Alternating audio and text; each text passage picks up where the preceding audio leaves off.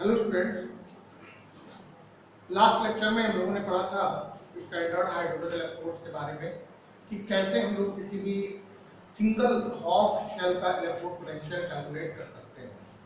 हम लोगों ने देखा था कि जो सेल पोटेंशियल होता है वो तभी हो सकता है जब एक सेल कंप्लीटली फंक्शन में हो, तो हम उस सेल का सेल पोटेंशियल कैलकुलेट कर सकते हैं। लेकिन अगर उस सेल से एक सिंगल हाफ सेल का हमें इलेक्ट्रोड पोटेंशियल कैलकुलेट करना हो तो हम अन्य विधियों के द्वारा नहीं कर सकते हैं। उसके लिए हमें एक हाइड्रोजन स्टैंडर्ड इलेक्ट्रोड लगाना पड़ता है, चाहे वो स्टैंडर्ड हाइड्रोजन इलेक्ट्रोड हो या कैलोगल इलेक्ट्रोड हो। इनमें से किसी का भी यूज करके हम किसी भी हाफ सेल का इलेक्ट्रोड पोटेंशियल कैलकुलेट कर सकते हैं। आज हम लोग पढ़ेंगे नर्स्ट इक्वेशन के बारे में। नर्स्ट इक्वेशन क्या चीज है, नर्स्ट ने क्या इक्वेशन दिया था और क्यों इसकी आवश्यकता पड़ी। तो एक्चुअल में नर्स्ट इक्वेशन जो नर्स्ट ने दिया वो बताया कि जो सेल के अंदर इलेक्ट्रोलाइटिक सॉल्यूशंस भरे होते हैं उन सॉल्यूशंस का के कंसंट्रेशन का उसके इलेक्ट्रोड पोटेंशियल या सेल के सेल पोटेंशियल पर क्या प्रभाव पड़ता है। यानी नर्स ने एक रिलेशनशिप बनाया किसके बीच में, सेल पोटेंशियल या फिर इलेक्ट्रोड पोटेंशियल और उस सेल के अंदर जो इलेक्ट्रोलाइटिक सॉल्यूशन है उसके कंसंट्रेशन में। तो Nernst equation is the relationship between the cell potential और electrode potential and the concentration of electrolytic solution present in that cell. तो इसको हम लोग इस तरह से भी कह सकते हैं कि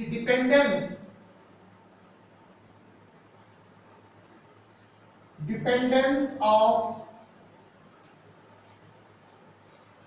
electrode potential and cell potential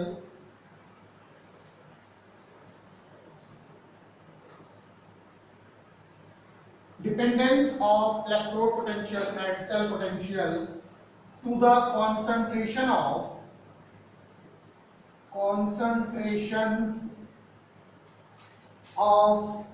electrolyte solution in the shell. This is called Nernst equation. Nernst equation क्या है कि इलेक्ट्रोड पोटेंशियल या सेल पोटेंशियल का उसके अंदर भरे हुए इलेक्ट्रोलाइटिक सॉल्यूशंस के कंसंट्रेशन पर क्या प्रभाव पड़ता है। इसी को हम लोग नर्स्ट इक्वेशन कहते हैं। जैसे अगर मान लो सिंपल हम लोग एक सेल लेते हैं, एक सेल लिया हमने और इस सेल के दो हाफ सेल्स होंगे, एक ऑक्सीडेशन हाफ सेल और एक रिडक्शन हाफ सेल। इसमें इलेक्ट्रोलाइटिक सॉल्यूशंस हम लोग भरते हैं। अभी तक हम लोगों ने क्या देखा कि जो इलेक्ट्रोलाइटिक सॉल्यूशन भरा गया वो 1 m कंसंट्रेशन का था। ये 1 m कंसंट्रेशन, ध्यान रहे कि अगर किसी भी इलेक्ट्रोलाइटिक सॉल्यूशन का कंसंट्रेशन 1 m है और टेम्परेचर जो है वो 298 केल्विन है या 25 डिग्री सेल्सियस है, ऐसी कंडीशन में जो हमें इसका सेल पोटेंशियल या इलेक्ट्रोड पोटेंशियल मिलता है उसको हम E नॉट सेल कहते हैं। और ये स्टैंडर्ड इलेक्ट्रोड या सेल पोटेंशियल होता है। अगर 1 m कंसंट्रेशन पे और 298 केल्विन टेम्परेचर पर हम लोग सेल पोटेंशियल या इलेक्ट्रोड पोटेंशियल कैलकुलेट करते हैं उसको E नॉट सेल से रिप्रेजेंट करते हैं और ये स्टैंडर्ड इलेक्ट्रोड पोटेंशियल होता है। तो क्या ये जरूरी है कि हमेशा जो इलेक्ट्रोलाइटिक सेल का कंसंट्रेशन, जो इलेक्ट्रोलाइटिक जो है वो सॉल्यूशन का कंसंट्रेशन होगा वो हमेशा 1 m ही होगा या कभी डिफर भी हो सकता है। तो अगर डिफर होता है तो इसके इलेक्ट्रोड पोटेंशियल पर क्या प्रभाव पड़ेगा या इस सेल के सेल पोटेंशियल पर क्या प्रभाव पड़ेगा। अगर मान लो हमने एक सिंगल हाफ सेल ली, एक इलेक्ट्रोड लगाया, इलेक्ट्रोलाइटिक सॉल्यूशन भरा, चाहे ये ऑक्सीडेशन हाफ सेल हो या रिडक्शन हाफ सेल हो, चाहे जो सेल हो, तो हम लोगों ने क्या पढ़ा कि इस इलेक्ट्रोड और इस इलेक्ट्रोलाइटिक सॉल्यूशन के बीच में चार्ज सेपरेशन की वजह से एक पोटेंशियल डिफरेंस सेटअप होता है और उसी पोटेंशियल डिफरेंस को इलेक्ट्रोड पोटेंशियल कहते हैं। तो उस इलेक्ट्रोड पोटेंशियल का इस इलेक्ट्रोलाइटिक सॉल्यूशन के कंसंट्रेशन से क्या रिलेशन होगा, इसी चीज को नर्स्ट ने बताया और जिसको हम लोग नर्स्ट इक्वेशन कहते हैं। तो मान लेते हैं कि ये एक जनरल सेल है, हम इसमें किसी का नाम नहीं लेते हैं कि कौन सा इलेक्ट्रोड है और कौन सा इलेक्ट्रोलाइटिक सॉल्यूशन है। मान लो कि ये एक रिडक्शन हाफ सेल है जिसमें एक सिंपल सी रिएक्शन हो रही है कि m plus n plus n electron get converted into m solid, ये एक्वस है। अब इस जनरल से रिएक्शन के लिए, ये इस जनरल हाफ सेल रिएक्शंस के लिए हम लोग नर्स्ट इक्वेशन एस्टैब्लिश करते हैं। कैसे? तो for a general reaction,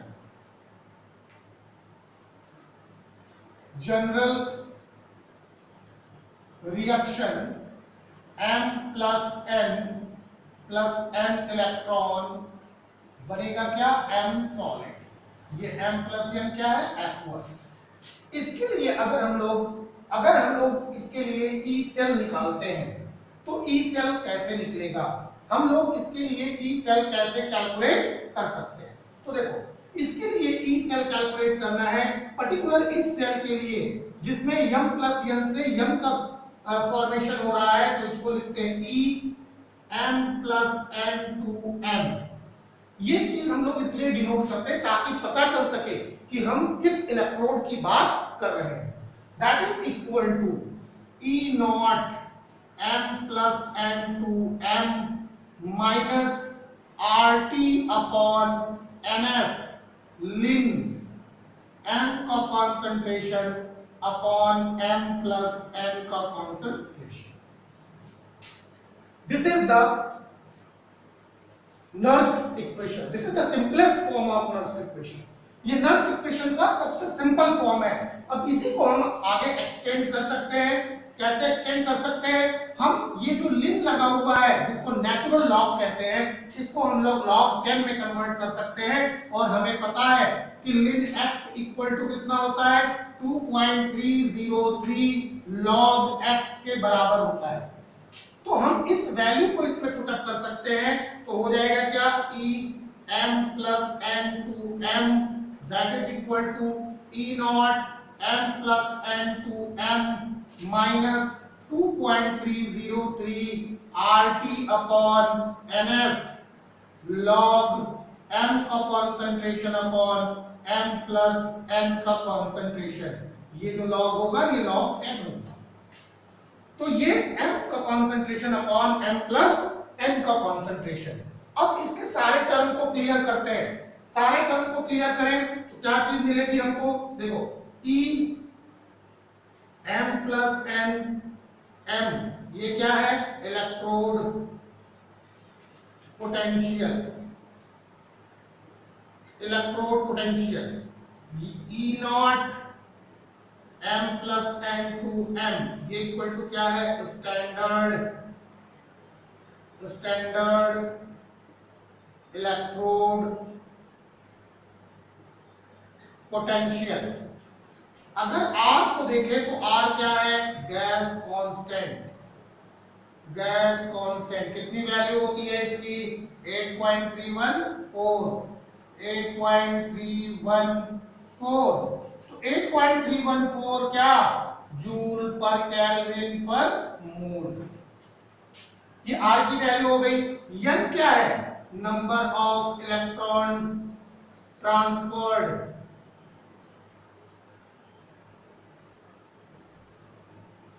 during the reaction. Reaction के दौरान जो इलेक्ट्रॉनों का ट्रांसफरेशन होता है, जैसे प्लस n इलेक्ट्रॉन ये कहां पे कंज्यूम कर रहा है, तो n की कुछ ना कुछ तो वैल्यू होगी, 2 3 4 कुछ भी हो। और F क्या है? F जो है वो फैराडे कहलाता है। फैराडे, ये फैराडे कांस्टेंट भी आप कह सकते हो, इसको हम लोग फैराडे ऑफ इलेक्ट्रिसिटी कहते हैं। आइए थोड़ा सा इसके बारे में बात कर लें, फैराडे ऑफ इलेक्ट्रिसिटी क्या है। तो ये सारे टर्म थे। अब इन सारे टर्म की हम लोग वैल्यू रखेंगे। हाँ, T जो है वो क्या है? T टेम्परेचर है। T equal to temperature temperature, और टेम्परेचर हमको कितना लेना है 298 केल्विन। तो वैल्यू हम लोग पुटअप करें, इससे पहले हम लोग थोड़ा सा फैराडे के बारे में जान लेते हैं। फैराडे क्या है? देखो माइकल फैराडे ने कहा था कि जब कभी भी किसी भी सेल के अंदर इलेक्ट्रॉनों का ट्रांसफरेशन होता है तो इलेक्ट्रॉन 1 2 3 4 नहीं मूव करते हैं। जब भी ये मूव करेंगे तो 1 मोल 2 मोल 3 मोल 4 मोल मूव करेंगे। तो मोलों के अंदर इलेक्ट्रॉनों को जो है वो कैलकुलेट किया गया फैराडे के द्वारा, और बताया गया कि 1 मोल इलेक्ट्रॉन कितना चार्ज कैरी करते हैं। तो 1 मोल इलेक्ट्रॉन जितना चार्ज कैरी करते हैं उसी को हम लोग 1 फैराड इलेक्ट्रिसिटी या 1 फैराड चार्ज कहते हैं। देखिए, तो 1 मोल इलेक्ट्रॉन यानी 1 मोल इलेक्ट्रॉन जो चार्ज कैरी करेगा वो कितना होगा 1 फैराड। तो 1 मोल इलेक्ट्रॉन का मतलब कितना? 1 मोल इलेक्ट्रॉन का मतलब होता है 1.6 into 10 to the power कितना 1 इलेक्ट्रॉन का चार्ज। 1 इलेक्ट्रॉन का चार्ज कितना होता है? एक इलेक्ट्रॉन का charge 1.6 into 10 power minus 19 coulomb, और 1 मोल ऑफ इलेक्ट्रॉन ये कितने हो जाएंगे 6.02 into 10 to the power 23। तो charge on 1 mole electron, charge on 1 mole of electron ये इक्वल टू कितना हो जाएगा 6.02 into 10 to the power 23 into 1.6 into 10 power minus 90। अगर इसको हम लोग कैलकुलेट करते हैं तो इसको हम लोग जब कैलकुलेट करेंगे तो ये लगभग कितना आता है? अगर इसको हम लोग कैलकुलेट करते हैं तो ये लगभग 96,485 कूलम के आता है, जिसको राउंड फिगर में 96,500 कूलम ले लेते हैं। तो 1 फैराड चार्ज जो होता है वो 96,500 कूलम हो गया राउंड फिगर में। तो हम लोग जो फैराड लेंगे वो कितना लेंगे 96,500 कूलम। अब ये सारी वैल्यूज जो होती है इसको हम लोग पुटअप करेंगे इस नर्व्स इक्वेशन में। तो E m plus n to m equal to E naught m plus n to m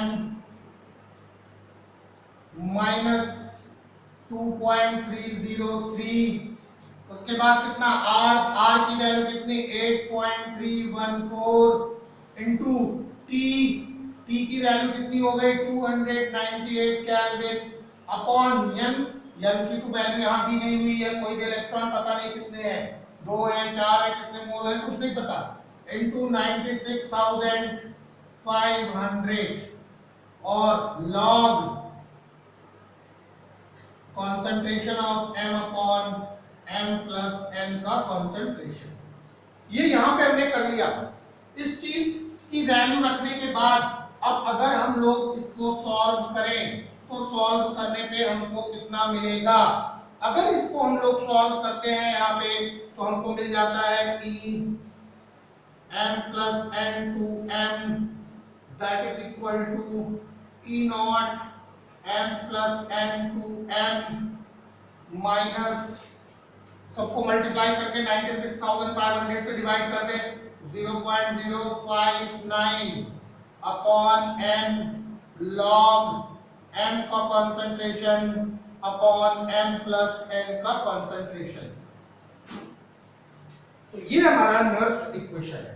लेकिन अगर हम लोग यहाँ पे इक्विलिब्रियम का लॉ देखें, अकॉर्डिंग टू द इक्विलिब्रियम किसी भी सॉलिड का जो कंसंट्रेशन होता है, सॉलिड मेटल का कंसंट्रेशन जो होता है उसको यूनिट माना जाता है।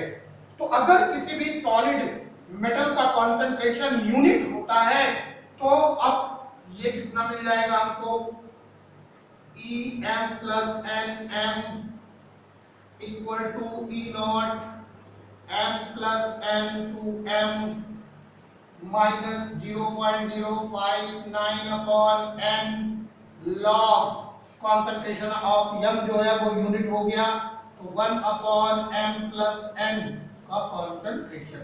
This is the Nernst equation for the electrode potential. ये किसी भी हाफ सेल के इलेक्ट्रोड पोटेंशियल के लिए क्या है?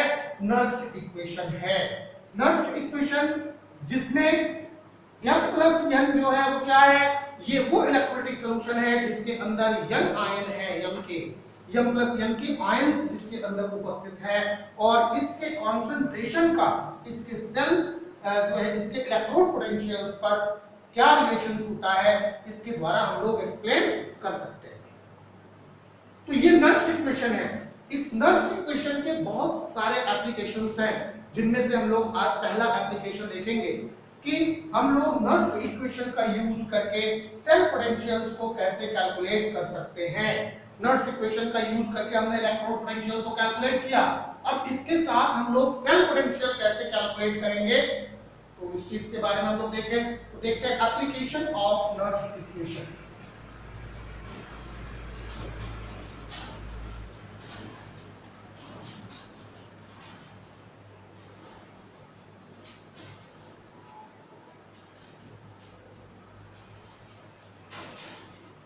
Application of Nernst equation.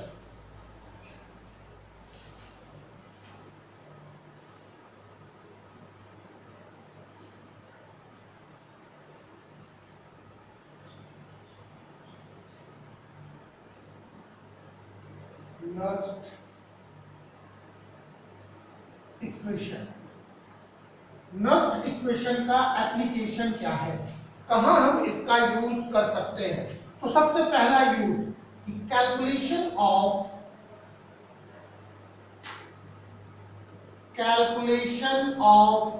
Cell potential by using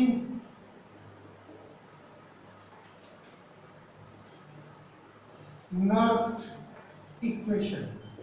Nernst equation का यूज करके हम लोग सेल पोटेंशियल कैलकुलेट करेंगे। कैसे कैलकुलेट करेंगे आइए देखते हैं।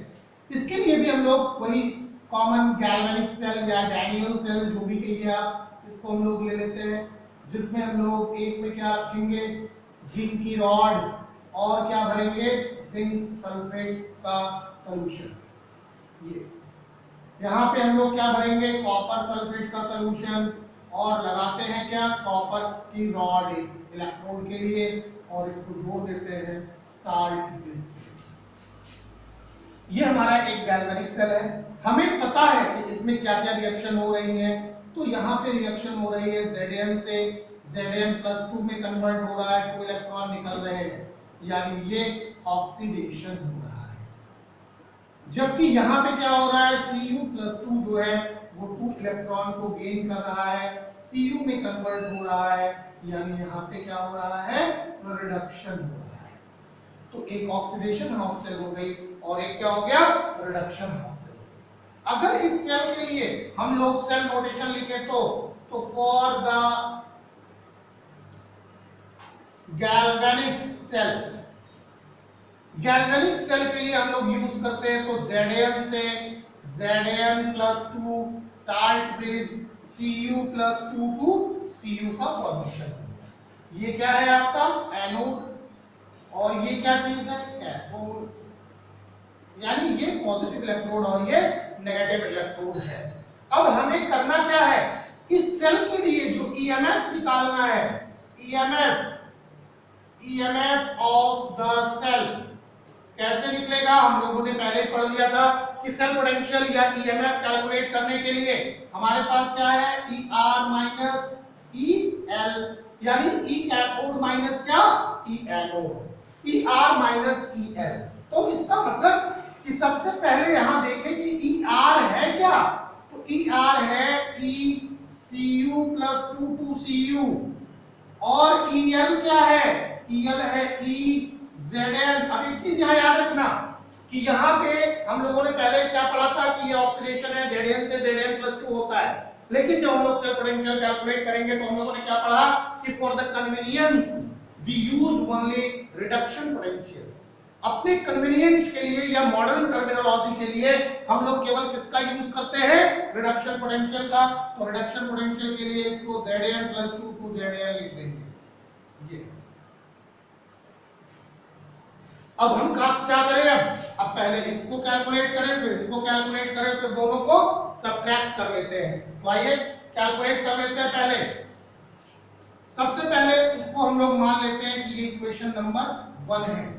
तो अब हम लोग कैलकुलेट करेंगे E C U plus 2 C U, ये इक्वल टू क्या हो जाएगा by using Nernst equation, E not C U plus 2 C U minus वही चीज R T upon N F ln C U का concentration upon C U plus 2 का concentration.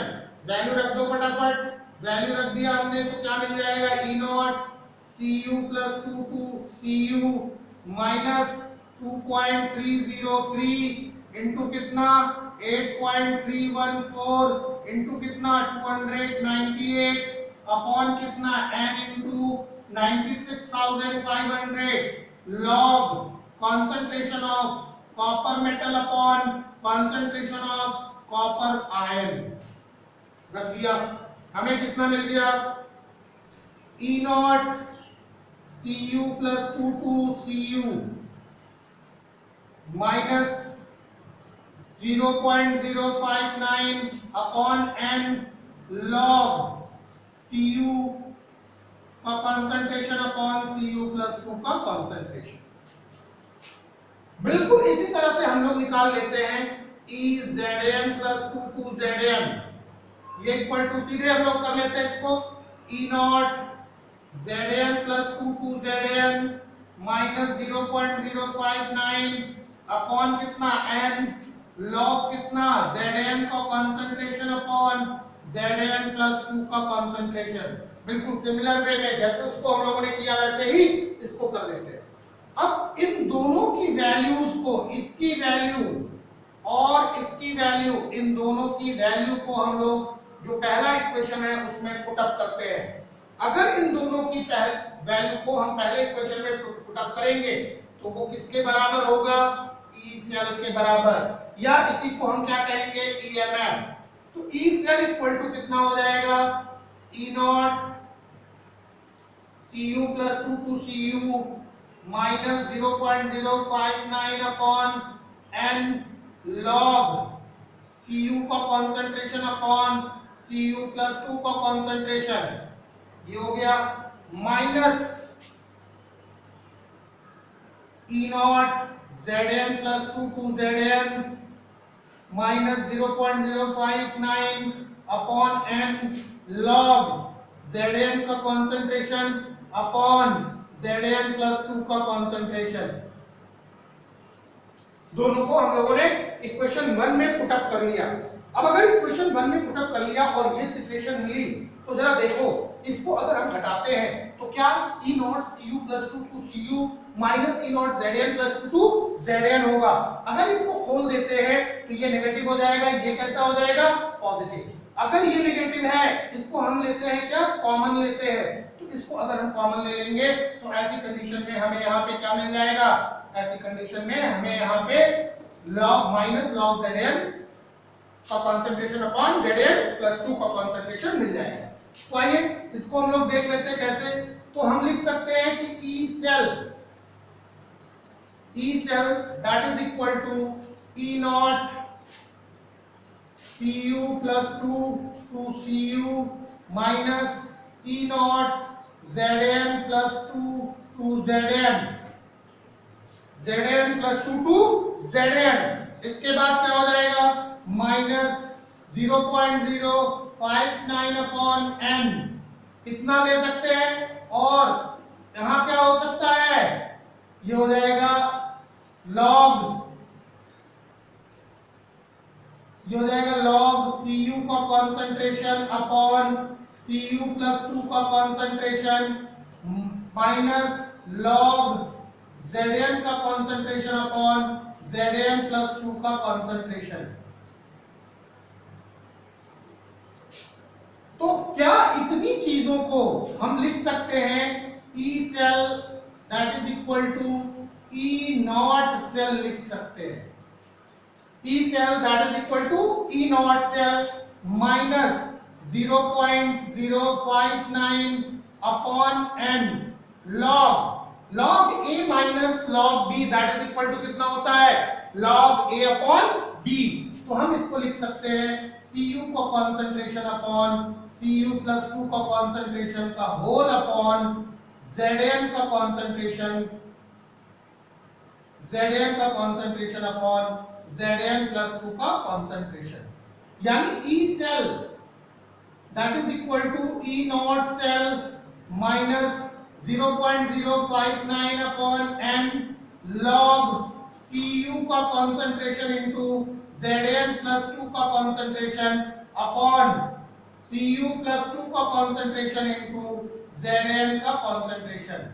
तो Zn और Cu दोनों क्या है, दोनों सॉलिड मेटल्स हैं, तो इनके कॉन्सेंट्रेशन को यूनिट लिया जा सकता है, और जब इनके कॉन्सेंट्रेशन को यूनिट ले लेंगे तो E cell that is equal to हो जाएगा कितना E nought cell minus 0.059 upon n log Zn plus 2 का कॉन्सेंट्रेशन अपॉन Cu प्लस 2 का कॉन्सेंट्रेशन।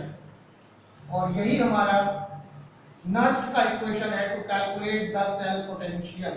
सेल पोटेंशियल को कैलकुलेट करने के लिए ये नर्स्ट इक्वेशन है। तो इस तरह से हम लोग नर्स्ट की इक्वेशन को यूज करके किसी भी सेल का सेल पोटेंशियल या ईएमएफ कैलकुलेट कर सकते हैं। इतनी चीजें आप लोग कॉपी कर लीजिए। हम लोग अब क्या देखेंगे, अभी हम लोगों ने क्या देखा, जो आपने अभी तक देखा, क्या इसमें कुछ आप लोगों को प्रॉब्लम महसूस हुई है, या आप लोगों को कुछ ऐसी चीज समझ में आई कि ये चीज आगे चल करके हमारे लिए प्रॉब्लम क्रिएट कर सकती है? क्या चीज आप लोगों ने देखा यहाँ पे, और कौन सी ऐसी चीज है जो आपके जो है वो समझ में आ रही है या नहीं आ रही है? तो क्या देखा हम लोगों ने देखा कि अभी जो हम लोगों ने सेल लिया था उसमें केवल 2 इलेक्ट्रॉनों का ही ट्रांसफरेशन हो रहा है, 2 इलेक्ट्रॉन जिंक निकाल रहा है और 2 इलेक्ट्रॉन कॉपर गेन कर रहा है। सपोज करो हमारे पास एक ऐसी सेल है जिसमें डिसिमिलर इलेक्ट्रॉन्स यानी एक different number of electron release होते हैं और डिफरेंट नंबर ऑफ इलेक्ट्रॉन जो है वो गेन करता है। तो ऐसे सिचुएशन में हम लोग नर्स्ट इक्वेशन को कैसे अप्लाई करेंगे उस सेल का सेल पोटेंशियल कैलकुलेट करने के लिए? तो हम लोग एक सेल ऐसा देखते हैं, हम लोगों ने इसके पहले भी इस सेल की बात करी है। अगर हमारे पास मान लो कि कॉपर और सिल्वर की सेल हो, अगर हमारे पास कॉपर और सिल्वर की सेल है, तो कॉपर और सिल्वर की सेल में अगर हम लोग देखें तो कॉपर, हमने आपको बताया भी था, कॉपर का इलेक्ट्रोड पोटेंशियल जो है वो 0.34 वोल्ट है, और सिल्वर का इलेक्ट्रोड पोटेंशियल जो है वो कितना है, सिल्वर का इलेक्ट्रोड पोटेंशियल 0.80 वोल्ट है। तो ऐसी कंडीशन में अगर हम लोग इनकी सेल रिएक्शन देखें, अगर हम लोग सेल रिएक्शंस देखें तो सेल रिएक्शंस अगर देखते हैं तो पता चलता है कि कॉपर का ऑक्सीडेशन हो रहा है और सिल्वर का रिडक्शन हो रहा है। तो सिल्वर 1 इलेक्ट्रॉन गेन कर रहा है, सिल्वर की टेंडेंसी है 1 इलेक्ट्रॉन गेन करने की, और कॉपर जो है वो 2 इलेक्ट्रॉन निकालेगा। ऐसे सिचुएशन में हम कैसे जो है वो नर्स्ट इक्वेशन को अप्लाई करेंगे? तो मान लेते हैं कि यहाँ पे जो रिएक्शन हो रही है ये Ag प्लस 1 इलेक्ट्रॉन कन्वर्ट हो रहा है किसमें, Ag में, जबकि यहाँ पे जो रिएक्शन हो रही है ये Cu जो है वो Cu प्लस 2 बना रहा है और 2 इलेक्ट्रॉन निकाल रहा है। ये दोनों रिएक्शन हो रही है। तो इस सिचुएशन में हमें क्या करना है, हम ये जो सिचुएशन यहाँ है इसके लिए इसको 2Ag प्लस लेंगे, ये 2 इलेक्ट्रॉन निकालेगा और 2Ag में रिड्यूस हो जाएगा। तो अगर हम लोग सेल रिएक्शन लिख लें तो सेल रिएक्शन कैसे आएगी? तो देखिए Cu प्लस 2 प्लस 2 इलेक्ट्रॉन, और यहाँ पे लिखेंगे 2Ag plus 2 electron get converted into 2Ag। Overall cell reaction क्या होगी? ओवरऑल सेल रिएक्शन होगी Cu plus 2Ag plus arrow हो जाएगा क्या, Cu प्लस 2 प्लस 2Ag। अगर इसके लिए हम लोग शेल नोटेशन लिखेंगे तो सेल नोटेशन तो वैसे लिखना है Cu2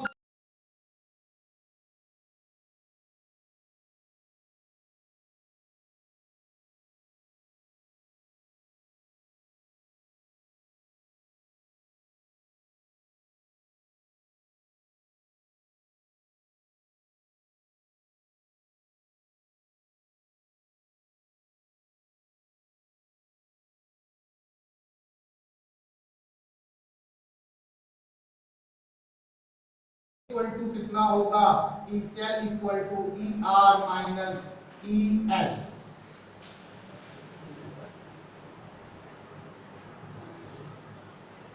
ई cell E R minus E L. तो जैसे अभी हम लोगों ने पहले नर्व इक्वेशन के द्वारा जो है सेल पोटेंशियल कैलकुलेट करने के लिए निकाला था, बिल्कुल वही वे यहाँ पर भी हमको लगाना है। सबसे पहले हमें क्या कैलकुलेट करना है, ई आर, और ई आर है क्या, Ag प्लस टू Ag, लेकिन हमें जो रिएक्शन लेनी है वो ये रिएक्शन लेनी है।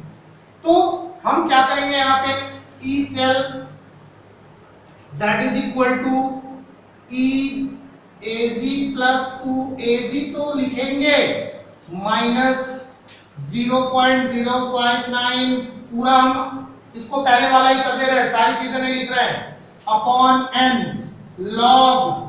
अब यहाँ पे ध्यान रखने की बात है कि Ag का कंसंट्रेशन जो होगा वो Ag2 कंसंट्रेशन पावर 2 होगा और Ag प्लस का कंसंट्रेशन टू द पावर 2 होगा। क्योंकि यहाँ पे अगर हम लोग देखें तो यहाँ 2Ag प्लस है और यहाँ क्या है 2Ag। तो इक्विलिब्रियम में हम लोगों ने पढ़ा था कि जो केमिकल इक्विलिब्रियम हम लोग निकालते हैं या आयनिक इक्विलिब्रियम निकालते हैं, तो उसके लिए हम लोग जितने उसके स्टेशियोमेट्रिक कोएफिशिएंट्स होते हैं वो उतने पावर उसके कंसंट्रेशन को उतने टर्म तक रेज कर दिया जाता है। तो ये हो गया आपका ER। अब हमें निकालना है EL। तो EL के लिए यानी ECU2Cu प्लस 2 अगर हम निकालें तो ये कितना हो जाएगा, ECU plus 2 minus 0.059 upon n log Cu का कंसंट्रेशन अपॉन Cu प्लस 2 का कंसंट्रेशन। इन वैल्यूज को हम इसमें पुट अप कर लेते हैं इस इक्वेशन में। तो ER कितना है, ER कितना है, तो ये हो जाएगा E cell that is equal to E Ag E not Ag, ये E नॉट रहेगा, E not Ag plus 2Ag minus E not Cu plus 2 minus 0.059 upon n log कितना हो जाएगा, log Ag का concentration to the power 2 upon Ag ion का concentration power 2 into Cu plus 2 का concentration upon Cu का concentration. ये चीजें हम लोग डायरेक्ट वैसे कर ले रहे हैं। अभी ये दोनों जो हैं, ये दोनों क्या है, सॉलिड मेटल्स हैं। तो सॉलिड मेटल्स का जो कंसंट्रेशन टर्म होता है वो कितना हो जाएगा, सॉलिड मेटल का कंसंट्रेशन टर्म यूनिट हो जाता है। तो अब ये हमको मिल गया क्या, E नॉट सेल, इतने को हम लिख सकते हैं E nought cell minus 0.059 upon n log कितना Cu प्लस 2 का कंसंट्रेशन अपॉन Ag प्लस का कंसंट्रेशन टू द पावर 2। तो इस तरह से अगर मान लो कि डिसिमिलर इलेक्ट्रॉनों का ट्रांसफरेशन हो रहा है ड्यूरिंग द रिएक्शन, तो हम लोग इस तरह से नर्व्स के इक्वेशंस को अप्लाई कर सकते हैं और सेल पोटेंशियल या EMF of the cell calculate कर सकते हैं। तो इतनी चीजें आप लोग देख लीजिए, इतनी चीजों को आप लोग प्रिपेयर कर लीजिए। नेक्स्ट लेक्चर में हम लोग एक नई चीज पढ़ेंगे जिसको हम लोग कहते हैं कंसंट्रेशन सेल। कंसंट्रेशन सेल क्या चीज है, कैसे होती है कंसंट्रेशन सेल। तो ये एक ऐसी सेल होती है जिसमें दोनों इलेक्ट्रोड सिमिलर होते हैं और दोनों इलेक्ट्रोलाइटिक सॉल्यूशंस भी जो हैं वो सिमिलर होते हैं, लेकिन केवल और केवल उन इलेक्ट्रोलाइटिक सॉल्यूशन का कंसंट्रेशन डिफरेंट होता है। बस इलेक्ट्रोलाइट्स एक जैसे होंगे, इलेक्ट्रोड्स एक जैसे होंगे, बस केवल इलेक्ट्रोलाइटिक सॉल्यूशंस का जो कंसंट्रेशन है वो डिफर होता है। तो इन चीजों को हम लोग नेक्स्ट लेक्चर में देखेंगे और नर्व्स इक्वेशन का और ज्यादा अप्लाई करके देखेंगे कि कैसे हम लोग किसी भी सेल के ईएमएफ को कैलकुलेट करते हैं। तो आप लोग इस लेक्चर को ध्यान से देखिए और अपने सभी दोस्तों में इसको शेयर करिए, ज्यादा से ज्यादा लोगों तक इसको पहुंचाने की कोशिश करिए ताकि वो लोग अपने घर पे अपनी पढ़ाई को कंटिन्यू कर सकें।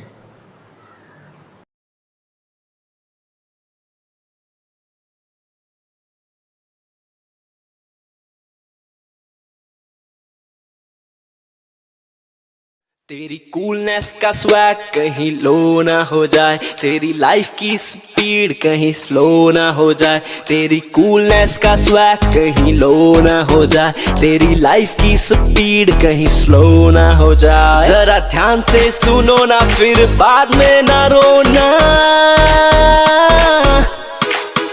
थोड़ी केयर तो करो ना, हाथ अच्छे से धोना। लेट्स रोको कोरोना।